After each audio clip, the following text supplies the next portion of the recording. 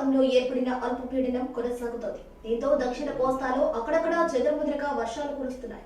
అయితే మిగతా ప్రాంతం మీద అంతగా ఈ ప్రభావం ఉండకపోవచ్చని వాతావరణ శాఖ అధికారులు వెల్లడిస్తున్నారు. రాబోయే 2-3 రోజులు నెల్లూరు, ప్రకాశం, తిరుపతి జిల్లాల్లో తేలికపాటి వర్షాలు పడే అవకాశం ఉంది. అలాగే 1-2 చోట్ల భారీ వర్షాలు కురిసే అవకాశం ఉందని చెబుతున్నారు. తీరం వెంబడి బలమైన గాలులు వీస్తున్నాయి. మత్స్యకారులు వేటకు వెళ్లవద్దని అధికారులు సూచిస్తున్నారు. నైరుతి బంగాళాఖాతంలో ఏర్పడిన అల్పపీడనం కొనసాగుతోంది. దీంతో దక్షిణ కోస్తాలో అక్కడక్కడ చెదురుముదురుగా వర్షాలు కురుస్తున్నాయి. అయితే మిగతా ప్రాంతం మీద అంతగా ఈ ప్రభావం ఉండకపోవచ్చని వాతావరణ శాఖ అధికారులు వెల్లడిస్తున్నారు. రాబోయే 2-3 రోజులు నెల్లూరు, ప్రకాశం, తిరుపతి జిల్లాల్లో తేలికపాటి వర్షాలు పడే అవకాశం ఉంది.